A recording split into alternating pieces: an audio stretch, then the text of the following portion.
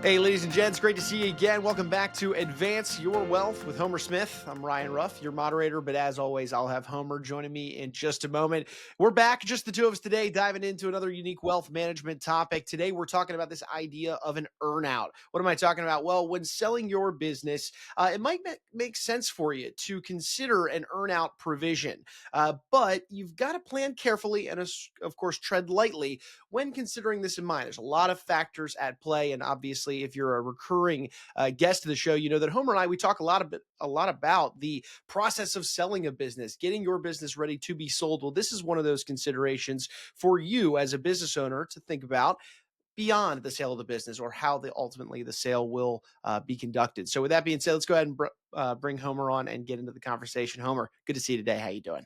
Hey Ryan, good to see you as well. And as you mentioned, and as we talk a lot about business transactions for clients, and really what we're known for, more than anything else, is helping successful families and business owners navigate life's most important, meaningful, and complex transitions. And when it comes to earnouts, this is a really, really critical conversation to have, around its role in these business transitions and transactions. So excited to dive into this topic with you today.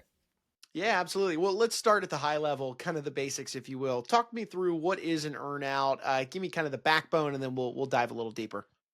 Earnouts at their core are essentially deferring some of the value of the sale into the future, with often that earnout being dependent on performance of the company post the sale. So, for example, if the business is able to meet or exceed certain targets set up as a part of the sale process, it allows the seller to get a higher amount ultimately at the end of the day on the transaction. And oftentimes buyers like to add these provisions in because it protects them from overpaying for a transaction, and they're also a great way to kind of meet in the middle, or find a way to bridge gaps in value. Often a seller thinks their business is worth a lot more, and a buyer is concerned about risk, and so they are going to want to offer on the lower end of that. So this is just a way for the buyer to say, hey, look, if you really think this business is worth what it is and you think the profits are going to be there, then I'll pay you for that if you hit those targets. And for the seller, it's a way for them to say, hey, look, I'm confident in the future of this company, and I want to be paid for that, even get more for that than what the buyer is offering. And so again, this tool can be a very useful solution to kind of bridge those gaps. I love it. Well, let's kind of double click one layer deeper here, Homer. Are there any other reasons why somebody might want to consider doing an earnout aside from what you've already shared with us? Yeah, there's a number of reasons. One of them is often depending on either the buyer's own experience in that industry, or just the importance of that owner to that business. They might want to tie the owner to that business for a couple of years. Maybe there's some clients or contracts that are very tied to the relationship with that owner, and they just want to make sure that that owner is there to ensure those clients stay clients. There might be a division of the business that the buyer sees as more risky, and so they want to tie the earnout to making sure that that business can succeed. Also, as we kind of already mentioned a little bit, the seller might be more confident in the future growth of the business, but they haven't seen those numbers just yet. And so they want to be able to see it out and show the buyer that, hey, I was being serious and realistic about the future growth of the company. And, they want to obviously benefit from the value growth in that. Another one is oftentimes they're almost, they're not in every deal, but what I will say is if the seller can't identify another buyer and they want to try to get more value out of the deal from the one buyer they have at the table, sometimes they don't have a choice but to put some of the upside of the value into an earnout.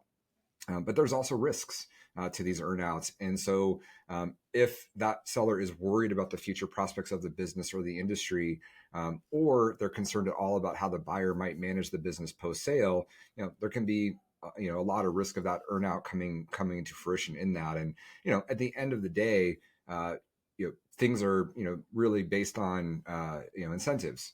And even if it's not the intent of the buyer initially when they put these types of provisions in, once you're post sale and a buyer is looking at the deal, there's risks that the incentives are for them to not have the earnout pay out. So it's just risks you got to consider when earnouts are a part of the picture.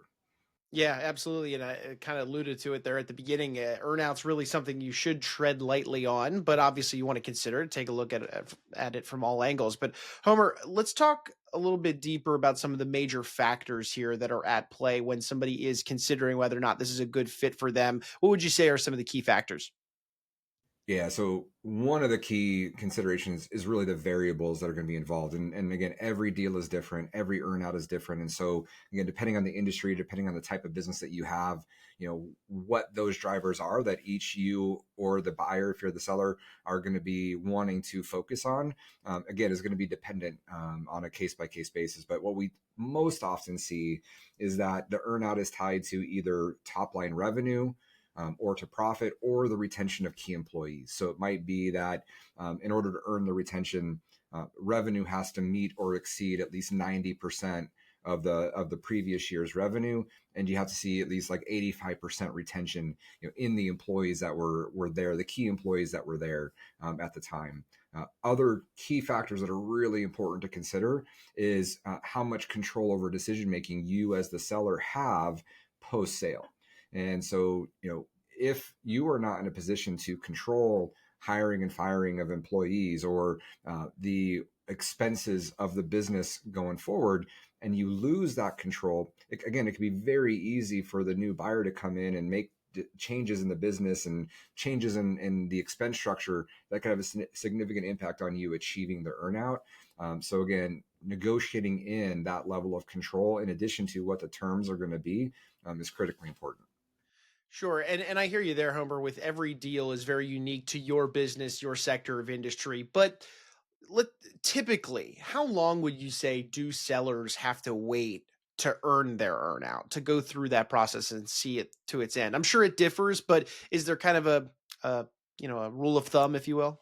Yeah, I'd say, I wouldn't say there's a rule of thumb necessarily, but I do think that there's what we see as the most common timeframes and practices around this. And I would say at a high level, most common timeframes are between 1 and 3 years for the earnouts, as well as, even as they go longer than 1 year, that payouts on those earnouts happen more than just once. So you're not waiting 3 years for an accumulation of numbers before you might get a payout, but that they might be achievements that could be occur each year along the way that dictate the payouts be done. Oftentimes, though, that earnout is tied also to the owner's involvement post sale. So that also is a big factor in the earnout. Is, how long as a selling owner do you want to be involved in this business? And so if you're willing to be involved for a longer period of time, then you might be willing to have a slightly longer earnout that's got a bigger upside to it. Versus if you're just ready to be out and done, you might be willing to only have, a very short time for like a 12-month earnout, or 12-month period tied to the business, which might limit what the buyer is willing to do in terms of the total size of the earnout. So again, it's very deal dependent, but I'd say most typically about 1 to 3 years is the time frame of an earnout. All right, appreciate you kind of peeling back the curtain there for us, Homer.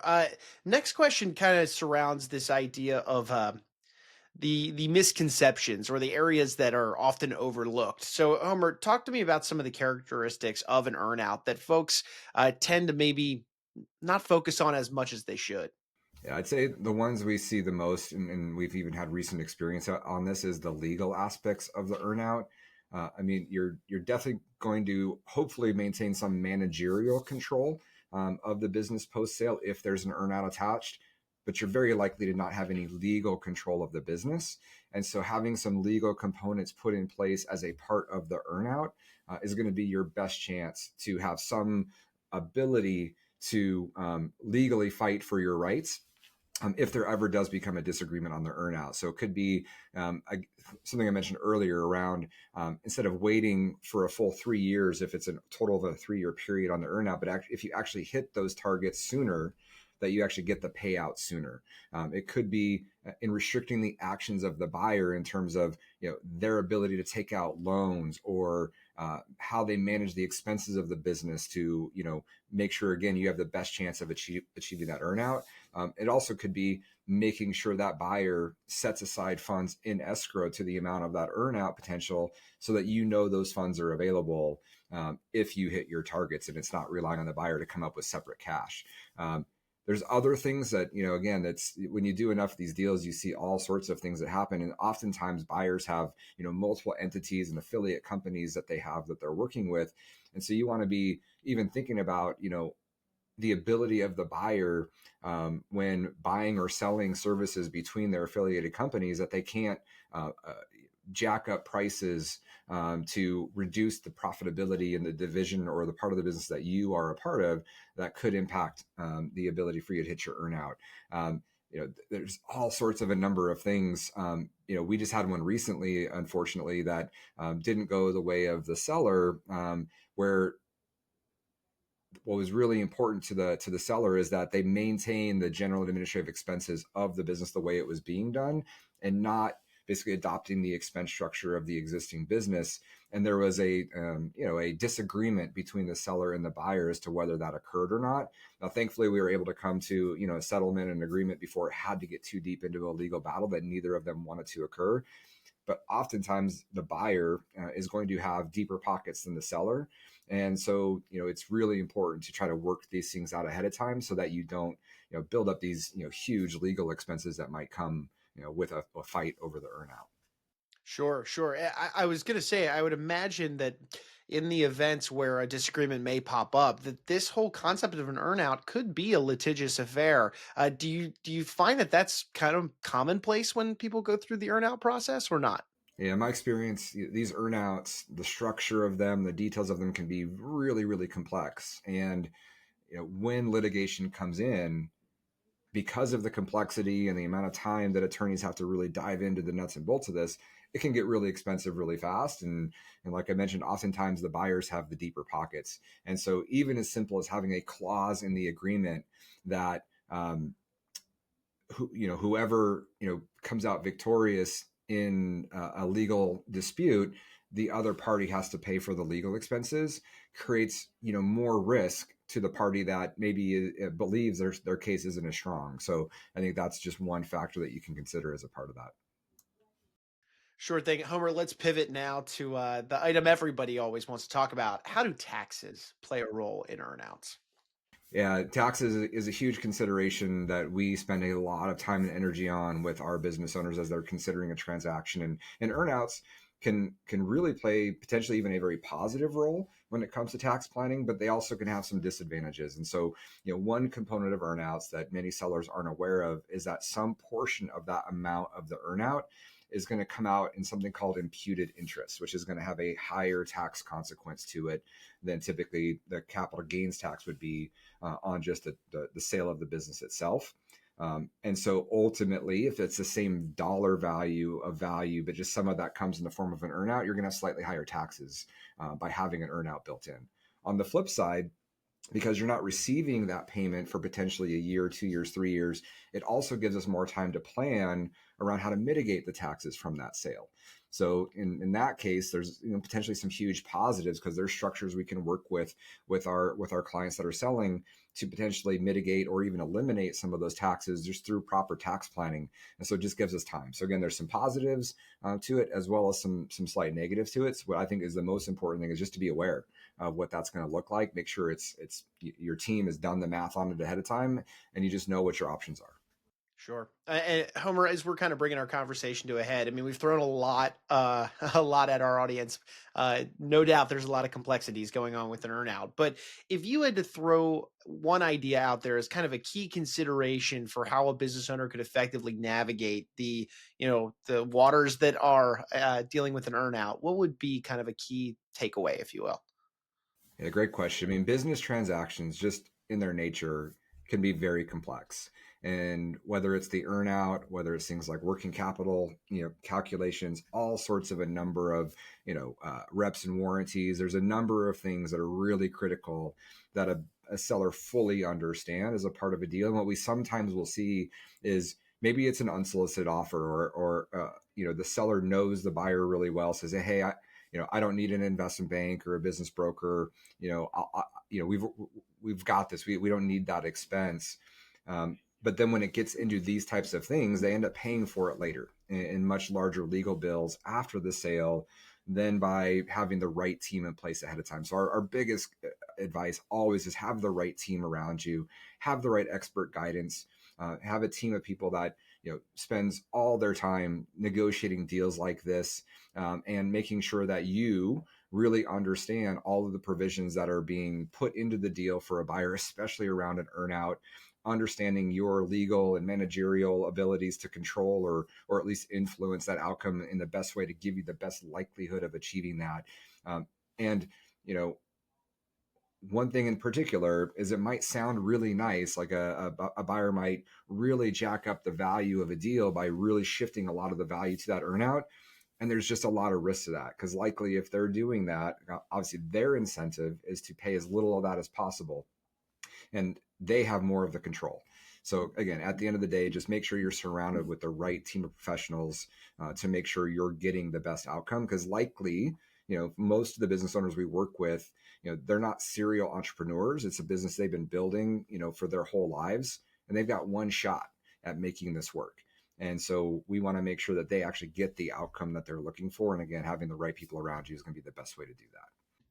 Well said, Homer. For anybody out there that could really just use another set of opinions or hands on their business to kind of talk through various challenges, maybe an earn out for them as they approach the sale of their business, what would be the best way somebody can get in touch with your team and just kind of open up a dialogue?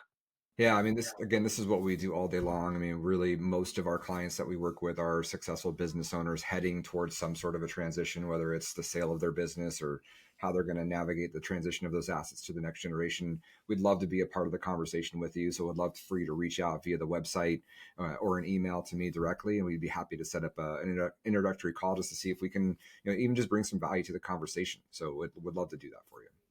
Fantastic. Well, Homer, I appreciate you and your time today. I know you got clients to serve, so I'll let you get back to doing that. But appreciate you, and I'll see you back here on the next one. Awesome. Thanks, Ryan. Appreciate your time. Of course, of course. And folks, we're going to take a final moment as we always do on this show and thank you for making us a part of your day. If you enjoyed today's discussion, if you learned a thing or two surrounding earnouts, make sure you hit that subscribe button on whichever platform you checked us out on today so that you don't miss out on any future conversations where Homer and I either welcome on a guest from his professional network and explore their expertise, or we just dive into a wealth management topic like we did today. But either way, we've got some great content keyed up for you guys coming down the road, and we'd hate to have you miss out on any of that. So for Homer, I'm Ryan. We're going to go ahead and say so long now. But once again, we appreciate you stopping by and being with us on Advance Your Wealth.